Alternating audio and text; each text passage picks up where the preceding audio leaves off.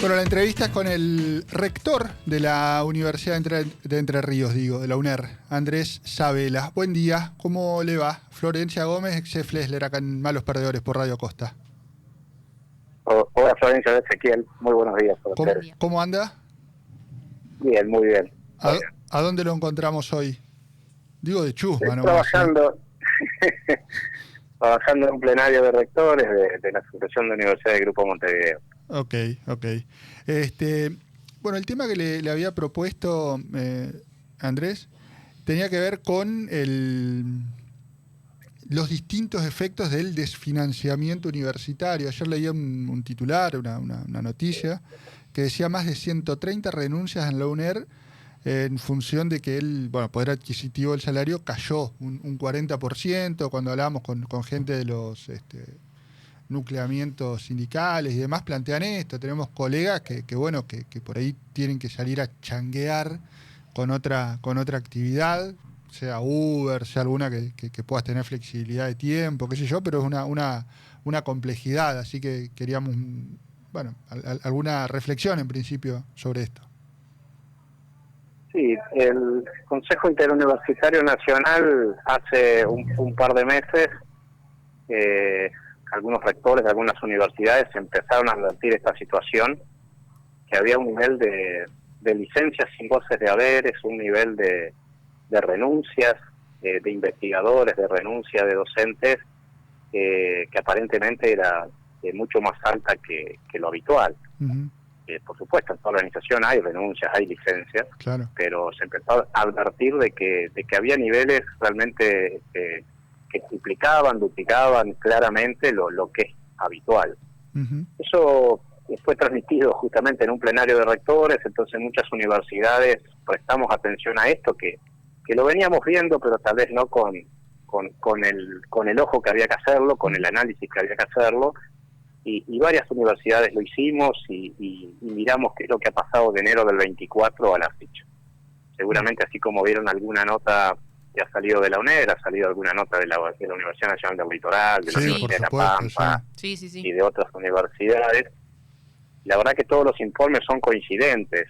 El sistema universitario, el sistema científico-tecnológico ha perdido en estos 18 meses algo más del 5, el 6% de sus trabajadores. Y esto ha tenido un proceso que de alguna manera puede sintetizarse con que hay trabajadores que por supuesto no son exclusivos de las universidades, que tenían otro trabajo, pero empiezan a privilegiar ese otro trabajo, dejando horas en la universidad, disminuyendo las horas en la universidad y privilegiando otros trabajos porque resultan mejores pagos. Claro. Hay trabajadores que han pedido licencia sin goce de haberes porque prefieren dedicarle el tiempo a otro trabajo y mientras tanto ver qué pasa con la universidad. Claro. Y hay otros que directamente han renunciado. Y esos que han renunciado, en el caso de la UNER, en estos meses son 131 casos, y para dimensionar esto tenemos que entender que es casi el 5% de los trabajadores que tiene la universidad. Con el agravante de que ese porcentaje, obviamente, en ese porcentaje se ubica claramente y de manera contundente los trabajadores más jóvenes. Claro. En nuestro caso, el 70% de esos trabajadores que han renunciado son trabajadores de menos de 40 años. Y esto es realmente grave, es preocupante, porque ese trabajador que tiene entre 30, 40 años, o menos de 40 años, en realidad tiene un proceso de formación en la universidad que depende de su edad, por supuesto, pero que son procesos que llevan 10, 15, 20 años de formación, y eso indudablemente repercute en el futuro de la institución, en el armado de los equipos políticos, de los equipos académicos, en los armados de los equipos de gestión, de los equipos de investigación. Uh-huh. Con lo cual, hay una luz roja allí que advertimos, y que la verdad que las posibilidades de solucionarlo desde el lado de las universidades, con un presupuesto reprimido y con salarios claramente con niveles de pérdida de poder adquisitivo muy, muy notorios, que superan largamente el 40% en estos 18 meses, resulta algo muy difícil de manejar y de poderlo revertir. Rector, justamente a partir de este panorama que usted está marcando, que es realmente muy, pero muy preocupante para la universidad, preguntarle por algún interlocutor con quienes se puedan sentar a conversar los rectores de las universidades. ¿Hay alguna instancia en la que se pueda hablar? Pregunto hacia arriba, ¿no? A nivel nacional, sí, respecto de, bueno, la situación de las universidades. No sé, ¿hay alguien que los esté atendiendo al respecto, que esté como atento a lo que está sucediendo? Desde el Sistema Universitario Nacional, desde el Consejo Interuniversitario, permanentemente apostamos al diálogo y tenemos abiertas las puertas para el diálogo. El Consejo ha sido muy contundente en sus declaraciones, en advertir qué es lo que está pasando en el sistema, pero no por ello hemos cerrado las puertas del diálogo. Nosotros estamos convencidos de que las soluciones son entre todos y son a partir del diálogo y de la generación de consenso. Y eso, en todos los comunicados que hemos sacado durante estos últimos meses, siempre advertimos de esta situación, es decir, advertimos el problema y nos ponemos a disposición para el diálogo. En algunas oportunidades hemos logrado hablar con las autoridades de la Secretaría de Educación, de la Subsecretaría de Políticas Universitarias. Mi percepción es que ellos entienden el problema, no lo niegan, en muchos casos nos han dado la razón sobre lo que decimos, pero luego no tienen posibilidades hacia dentro del gobierno de encontrar soluciones. Y nos han dicho qué es lo que están peticionando, pero luego lo que realmente se le da al sistema universitario está muy lejos de eso que se ha peticionado. Claro. Para dar un ejemplo, a principios de años, desde la propia Secretaría de Educación, se nos hablaba que frente a una inflación del año 2024 cercana al 100%, ellos estaban peticionando al Ministerio de Economía de la Nación una actualización de los gastos de funcionamiento de las universidades cercana al 45-50%. Claro. Perdón. Sí.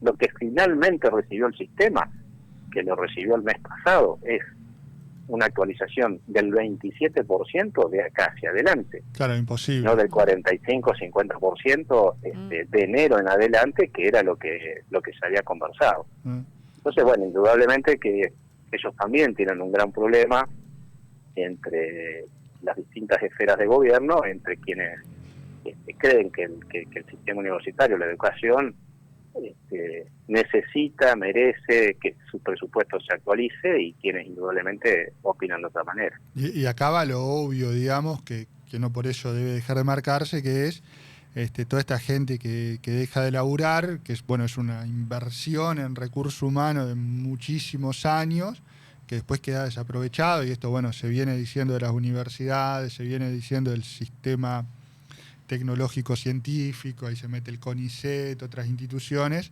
que en este parate de 1, 2 años, 4 años, lo que dure, lo que sea que dure la motosierra, no es que vos después venís y empezás de vuelta, pim pam, y está todo bien de vuelta.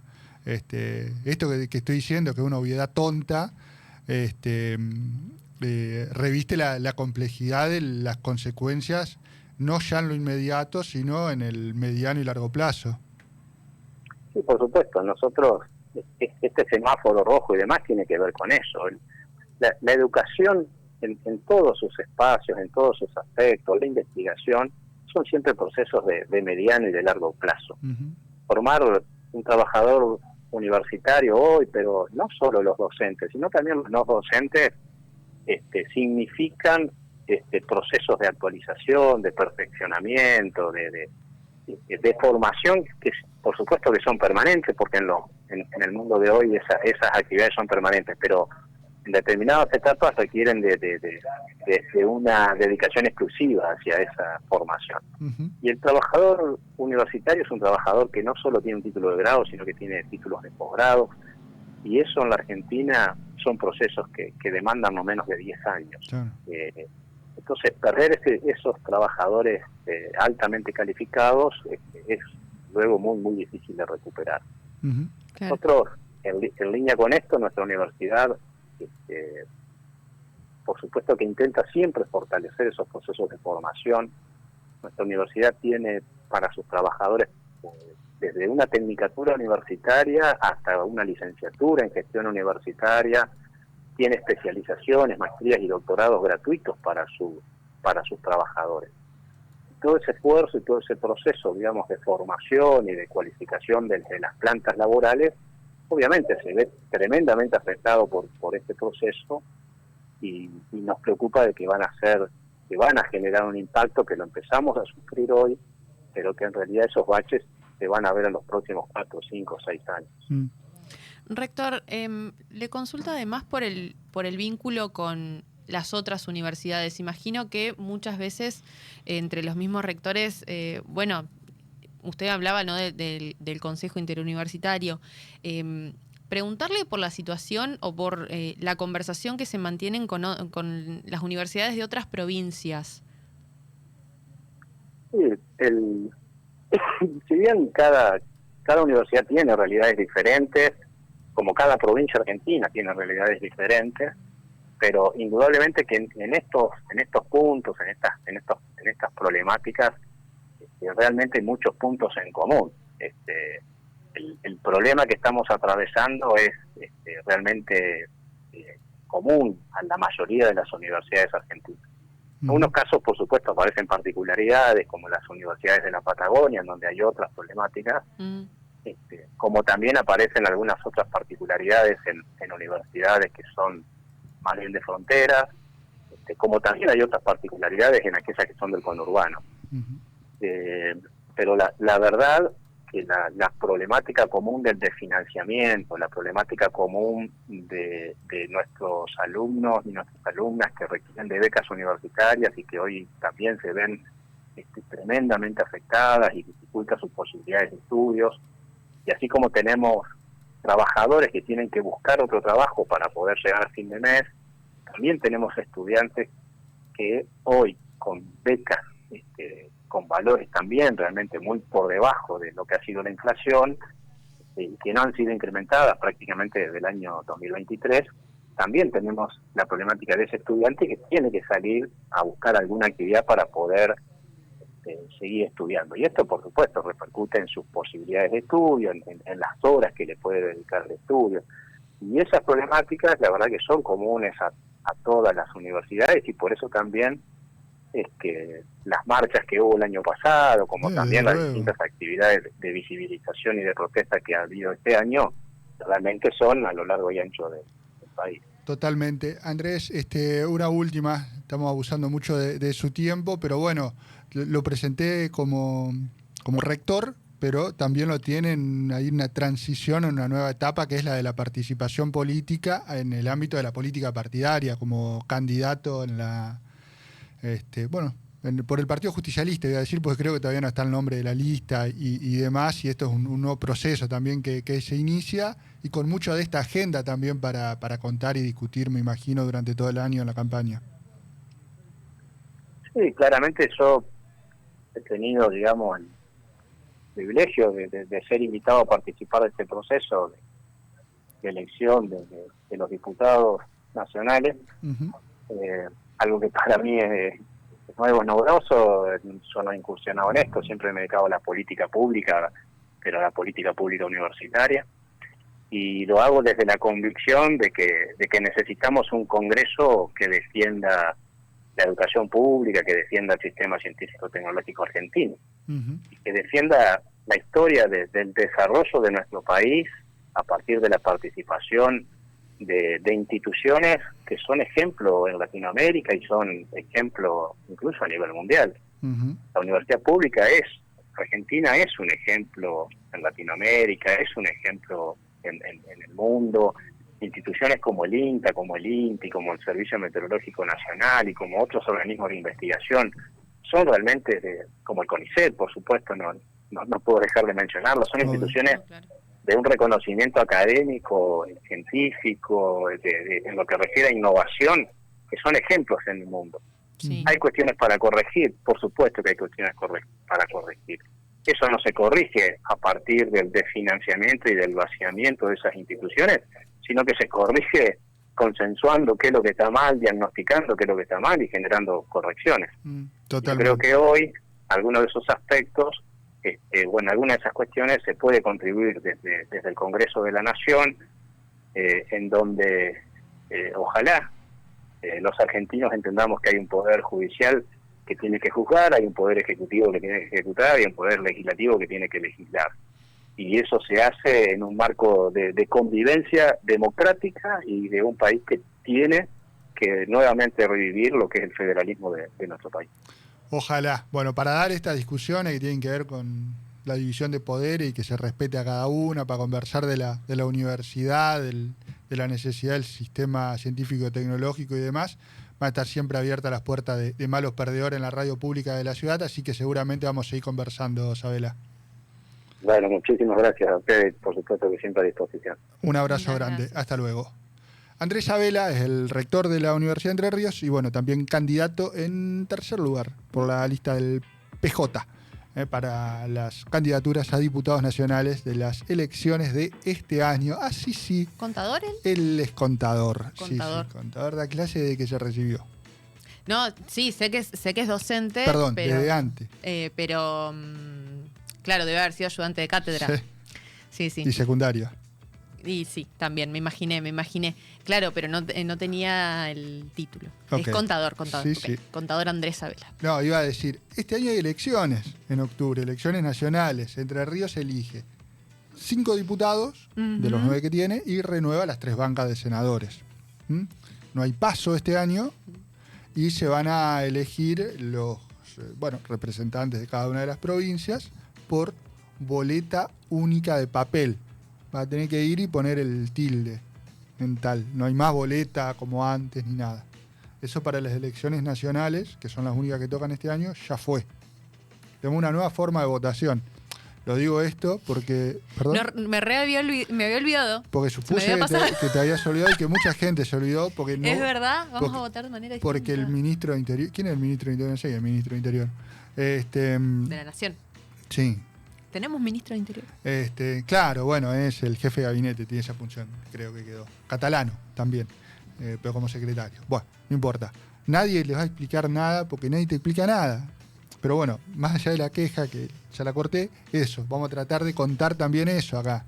Al menos los 2 o 3 que nos escuchan, las 2 o 3 que nos escuchan, sepan, este año Entre Ríos elige 5 diputados nacionales, tenemos 9, tenemos, bueno, por supuesto, como todos los distritos, 3 senadores. Se renueva el tercio que corresponde, Entre Ríos está dentro del tercio que se renueva, y van a ser elegidos por boleta única de papel, tildecito. Cuando estemos vamos a tratar de hacer algo medio interactivo, no sé cómo, pero bueno, con la humildad... Un tutorial. Con la humildad de nuestra... Vamos a ponerle dónde vamos a hacer un tutorial. Con la humildad de nuestro espacio, con la humildad de nuestra radio, trataremos de colaborar, tipo educación cívica. Perdón por la extensión, son las 11:06, hacemos la pausa. Esto es Malos Perdedores, estamos hasta las 13.